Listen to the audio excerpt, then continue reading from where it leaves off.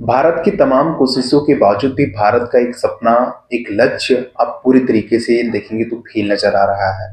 भारत एक सपना देखा था, भारत की जो करेंसी है इंडियन रूपी को एक इंटरनेशनल करेंसी बनाने का, यानी एक वैश्विक मुद्रा बनाने का भारत ने एक सपना देखा था। और जो इंटरनेशनल जो ट्रेड है उसमें अगर देखेंगे तो जो भारत का जो करेंसी है रुपया, इसको लेकर ट्रेड करने के लिए कई देशों के साथ सहमति भी बना था। लेकिन अब ये धरातल पर पूरी तरीके से फेल नजर आ रहा है। अभी एक बीबीसी का एक आर्टिकल आया है। उस आर्टिकल में बताया गया है कि भारत का जो करेंसी है, जो रुपया है, जो हमने सपना देखा था इसे एक इंटरनेशनल करेंसी बनाने का, एक वैश्विक मुद्रा बनाने का, अब ये पूरी तरीके से फेल नजर आ रहा है। हालांकि इस बार अगर देखेंगे तो जो संयुक्त अरब अमीरात की कंपनी है एडनोक, वो पहली बार भारतीय करेंसी में उन्होंने ट्रेड किया है। यानी जो भारत की जो कंपनी है इंडियन ऑयल, वो कच्चा तेल खरीदी है संयुक्त अरब अमीरात अबू धाबी की कंपनी है एडनो के साथ, वो तेल खरीदी है और उसके लिए उन्होंने पेमेंट डॉलर में ना करके उन्होंने इंडियन रुपीज में पेमेंट किया है। हालांकि ये पहली बार ऐसा हुआ है। अभी अगर देखेंगे तो हम रूस के साथ तो इंडियन रुपीज में ट्रेड कर रहे हैं, रूस के साथ तो जो कच्चा तेल है हम रुपये में अपने ही करेंसी में खरीद रहे हैं। लेकिन अब रूस भी इसे अपने इंडियन करेंसी में देने से वो इनकार कर रहा है। आखिर इसके पीछे क्या रीजन है, आइए जानते हैं आज की इस वीडियो। नमस्कार, हमारा नाम है प्रणीत और स्वागत है आपका आज की इस वीडियो में। भारत एक सपना देखा था, पीएम मोदी का एक बड़ा विजन था कि हम जो इंडिया की जो करेंसी है इसे एक इंटरनेशनल करेंसी बनाए, एक वैश्विक मुद्रा बनाए, जो कि भारत ने सपना देखा था और कई देशों के साथ ये डील भी हुआ था कि हम जो ट्रेड करेंगे, जो डॉलर में ना कर करके हम वो इंडियन करेंसी में ट्रेड करेंगे। अभी होता क्या है, अभी अगर देखेंगे तो इस समय कुछ दो तीन ऐसे करेंसी हैं जो एक इंटरनेशनल करेंसी है। खास करके अगर बात करेंगे डॉलर की, तो इस समय अगर कोई भी देश अगर इंपोर्ट एक्सपोर्ट करता है तो उसका जो पेमेंट होता है वो डॉलर में ही करता है। तो ऐसे में अगर देखेंगे तो भारत एक देखेंगे तो काफी ज्यादा इंपोर्ट करता है। तो भारत के लिए ये एक बड़ा प्रॉब्लम है, क्योंकि देखेंगे तो जो इंटरनेशनल करेंसी का जो भंडार है, जो विदेशी मुद्रा का जो भंडार है, वो भारत के पास एक समय के बाद धीरे धीरे वो खत्म होता चला जाएगा। तो भारत ने एक तरकीब निकाला था, क्यों ना हम जो इंपोर्ट कर रहे हैं उसका जो पेमेंट है हम वो डॉलर के बजाय हम इंडियन रुपीज में करें। इसको इसको लेकर के कई देशों के साथ ये सहमति बना था कि हम इंडियन करेंसी में ट्रेड करेंगे और भारत को भी एक भारत की जो करेंसी है रुपया, इसे भी एक वैश्विक मुद्रा बनाएंगे। तो इसको लेकर के अगर देखेंगे तो अगले साल 2022 में आरबीआई ने 11 जुलाई 2022 को जो रुपीज में जो ट्रेड करने के लेकर के आरबीआई ने, भारतीय रिजर्व बैंक ने इसे मंजूरी दे दी थी। और इस साल अगर देखेंगे तो हमारे देश के प्रधानमंत्री मोदी यूएई गए थे, वहां पे डील हुआ था कि जो ट्रेड होगा, जो यूएई से जो भारत कच्चा तेल खरीदेगा उसका जो पेमेंट होगा वो डॉलर में न करके वो इंडियन करेंसी में ट्रेड करेगा।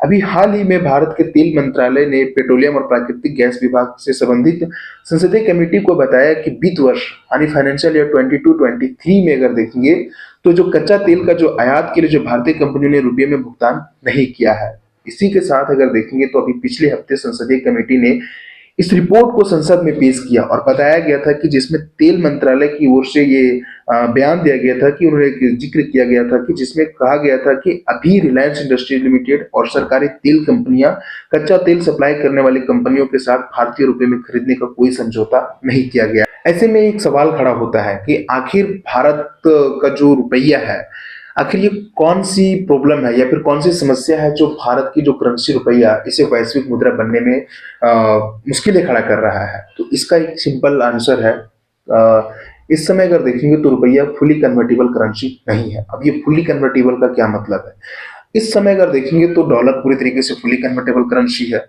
आप अगर देखेंगे डॉलर लेकर के किसी भी देश चले जाइए, आप इजिली उस नोट को आप एक्सचेंज करा सकते हैं। लेकिन अगर आप रुपया को लेकर के किसी भी देश अगर चले जाते हैं तो वहां पे एक्सचेंज नहीं करा पाते हैं।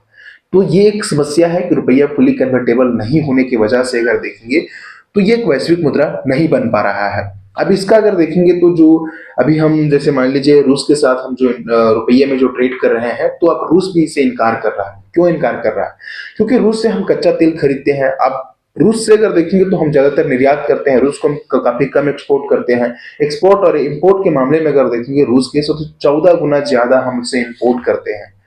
तो ऐसे में अगर देखेंगे तो रूस के पास जो रुपया है वो बड़ा मुद्रा भंडार बन गया है, उनके पास काफी ज्यादा जो भारत का करेंसी है रुपया उसके पास हो गया है। अब रुपया में कोई दूसरा देश ट्रेड करने के लिए तैयार नहीं है, क्योंकि रशिया भी किसी ना किसी देश से तो कुछ ना कुछ तो खरीदता होगा।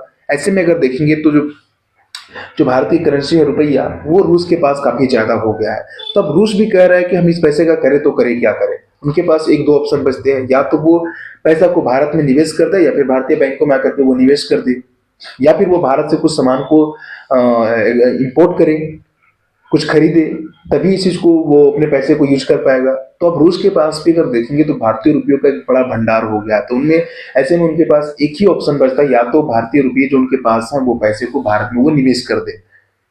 तो ऐसे में अगर देखेंगे तो किसी भी देश के लिए एक बड़ी समस्या है, क्योंकि रुपया फुल्ली कन्वर्टेबल करेंसी नहीं होने के बाद वजह से अगर देखेंगे तो ये एक समस्या आ रही है कि जो करेंसी, भारतीय की जो करेंसी है रुपया, ये एक इंटरनेशनल करेंसी नहीं बन पा रही है। ऐसे में एक और बड़ा सवाल क्रिएट होता है। सवाल ये कि आखिर चीन का जो करेंसी युआन है, ये भी तो एक इंटरनेशनल करेंसी नहीं है, इसके बावजूद भी चीन अपने करेंसी में कैसे ट्रेड कर पा रहा है। तो इसका एक रीजन है। इस समय अगर देखेंगे तो चीन एक बहुत बड़ा, अगर देखेंगे तो एक्सपोर्ट वाला कंट्री है। देखेंगे चीन में हर छोटे छोटे चीज की मैन्युफैक्चरिंग होती है। ऐसे में अगर देखेंगे तो भारत भी चीन से काफी ज्यादा एक्सपोर्ट करता है। अन्य देश भी अगर देखेंगे तो कई ऐसे देश हैं जो चीन से काफी ज्यादा लोग वहां से सामान खरीदते हैं। तो चीन भी अगर देखेंगे तो कच्चा तेल खरीदता है, क्योंकि उनके पास भी कच्चा तेल का काफी कम भंडार है। तो चीन भी कच्चा तेल खरीदता है, तो वो अपने रुपीज में अपनी करेंसी में वो ट्रेड करता है, अपने करेंसी में पेमेंट करता है। तो जो देश से वो तेल खरीदता है वो देश भी चाइना से कुछ ना कुछ तो एक्सपोर्ट करता है, तो वो पैसा तो यूज हो पा रहा है। जबकि अगर भारत के पास अगर देखेंगे तो भारत की एक समस्या है। भारत अगर देखेंगे इस समय एक्सपोर्ट कम कर रहा है और इम्पोर्ट काफी ज्यादा कर रहा है। तो ऐसे में अगर देखेंगे तो एक बड़ी समस्या खड़ा हो रहा है। तो इसके वजह से अगर देखेंगे तो भारतीय जो करेंसी है वो एक वैश्विक मुद्रा नहीं बन पा रहा है। ऐसे में अगर बात आता है कच्चा तेल का, तो कच्चा तेल उपयोग करने वाला भारत इस समय अगर देखेंगे तो पूरी दुनिया में तीसरा सबसे बड़ा देश। ऐसे में अगर देखेंगे तो जो पेट्रोलियम है या फिर जो पेट्रोल डीजल है उसका अगर उपयोग के अगर लेकर के अगर देखेंगे तो मात्र 15% ही अगर देखेंगे तो भारत में पैदा कर पाती है। बाकी के 85% हमें इम्पोर्ट करना पड़ता है। तो ये भी एक बहुत बड़ी समस्या है। और जो एक्सपोर्ट इंपोर्ट का जो मामला है, इसी के वजह से अगर देखेंगे तो जो भारत की करेंसी है वो एक इंटरनेशनल करेंसी नहीं बन पा रही है। बाकी आपको ये जानकारी कैसा लगा प्लीज कमेंट बॉक्स में जरूर बताएं, और ऐसे वीडियो के लिए चैनल को सब्सक्राइब करें। मिलते हैं किसी नेक्स्ट वीडियो।